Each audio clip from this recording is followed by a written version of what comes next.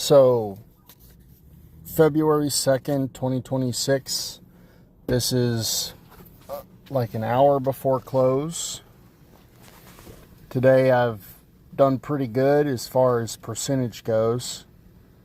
I have opened a new position and closed two positions. I closed new holdings and one of my XSP positions. So my thought process behind XSP, I was watching MES, and today at market open, it was up a little bit from the overnight, but it had went down the night before, so it whipsawed on me.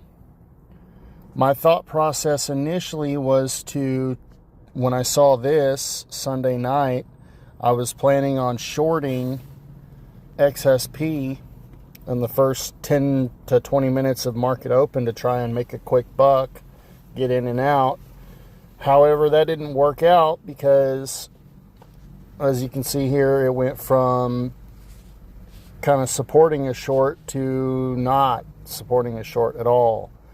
And I didn't want to jump into that because it had effectively had two reversals. It was going kind of sideways, and then it went down, and then it went up, and then it went down, and then it went back up, and then good thing I didn't get into it with a short because it skyrocketed. Looking back on it, I should have went long, probably with the short, but I probably would have went long with a debit spread, to be honest. And the thought did cross my mind, but since it had reversed 2 to 3 times, depending on how you count it, I didn't want to risk it. So I held off on that, and that was a missed opportunity. But I did end up closing one of my XSP positions. I closed it for a take profit of $27. I saw the writing on the wall with this, and I didn't want to have that one in the line of fire because that was a 704 strike. Yeah, 704 on my short strike, which would have been dangerously close if that trend had continued, and it did kind of continue. You can see here it kept going up until about 10, and then it went sideways for a little while, and then around afternoon it went back up a little bit, and it's just been slowly creeping up. XSP is up about 0.72%. I left my other position of XSP open because it's still got plenty of time to work. It can go up another full percentage point before it starts getting sketchy. So I'm planning on holding that one and watching that as it goes along. I don't imagine, this is right there is the strike for that. I don't imagine that if it does get up to the strike, it will stay there. That strike is about 1%, a little less than 1% above its all-time high. It's about like 0.9 or something percent above its all-time high. And the idea that it'll hit its all-time high and hang out there and nobody will take profit, I fail to see that as a possibility. We will see. The expiration is February 6th, so later on this week. With SPY, I went ahead and I pushed this one a little further out. So the problem that I'm having right now is, since I don't have a very big account, it's kind of hard to get steady income, and everything's lopsided. Well, as my account expands, I plan on pushing my DTE out, and this is the first of that strategy. I received a credit of $188. It's up by $3 right now, which is kind of nice, I guess. Oh, look at that, $5. Streamer's luck, I guess, because about 20 minutes ago when I was writing down my notes for the trading day, it was down about $4. So it's kind of moving up and down on me. But it's 45 DTE. And that's the idea, is that it gives me more time for a drawdown versus these shorter ones. I don't really have any time. You know, it's kind of like if I'm managing it all last minute. It's do or die. Do I think the trend is going to continue or not? You know, there's no edge for price action. I don't have the luxury of just waiting. And so I'm trying to get away from that. But like I said, with a small account, like if you start off that way and you don't really see your first return for a month and a half, and you're sitting there and all you're seeing is red, it's going to make it really hard, like on a psychological level, to maintain discipline, right? You're gonna get in there and you're gonna try to make mistakes. Well, you're not gonna try to make mistakes. You're gonna make mistakes because you're under pressure. You're pressuring yourself. Let me see, what else do I got written down here? That XSP I closed for 76% of profit. Actually, let me show you my history for today. All right, so here's my history. You can see my struggle to get a fill on new holdings. I went from possibly having a $8 return to possibly a $7 return to possibly a $3 return, and then I finally closed out for a $2 return, which is atrocious. And I don't know why I keep making the mistake of trying to go with stocks.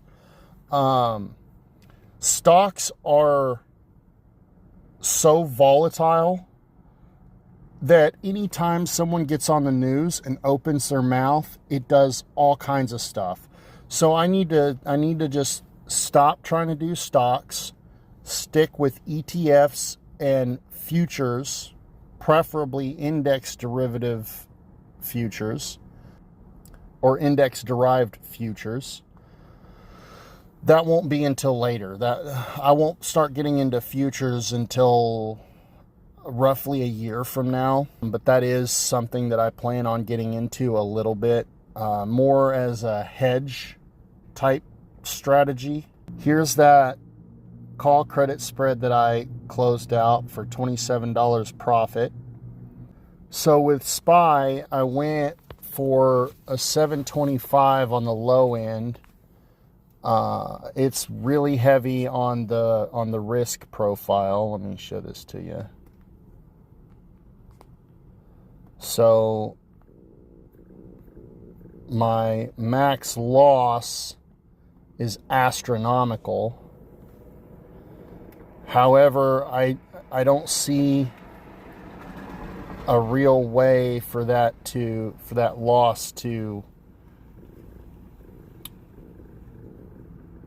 realize. Let me see here.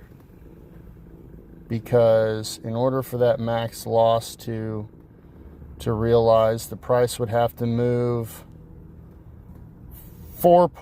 basically 4.5% to the upside in the next month and a half, right? So the market for the next month and a half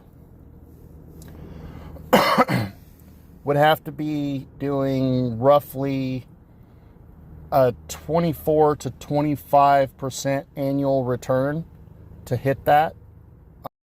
So it definitely was more than 20 to 25% annual return. It's a 40.29% annual return if it were to hit that 725 strike over the course of the next 45 days and be there at expiration.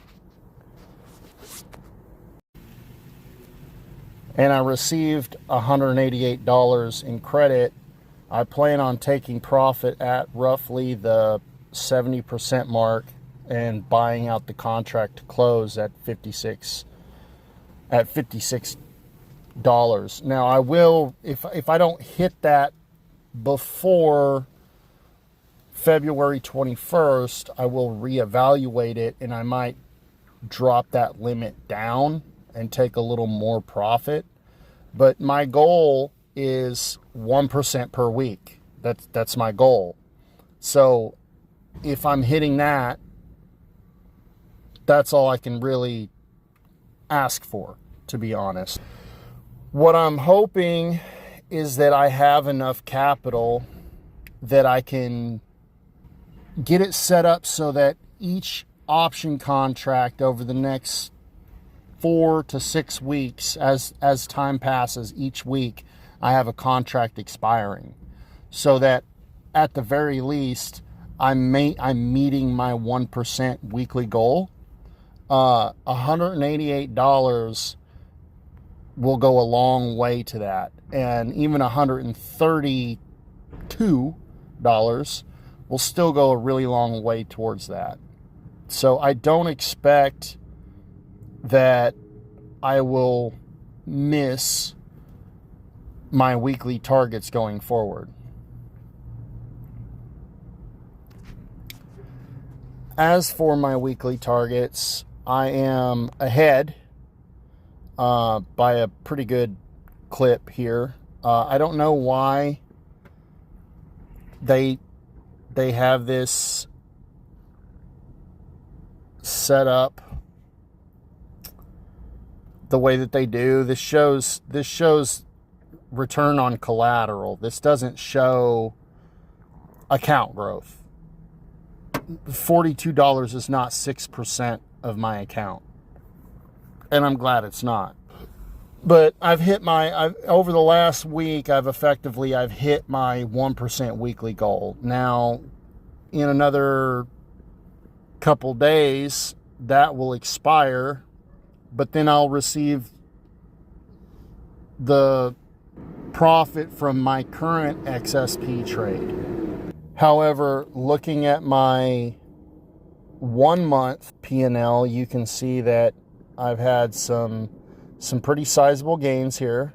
This one I kind of got robbed on. There's a story behind that one. Those trades were actually profitable. I got railroaded by Robinhood because I didn't realize there was a problem when it comes to stop losses in options contracts. And someone took advantage of my stop loss and stopped me out for a $50 loss. That day was actually positive $5, but with the $50 loss that I took because my stop loss, which sucked because as soon as I got stopped out, the price went in my favor by like $120.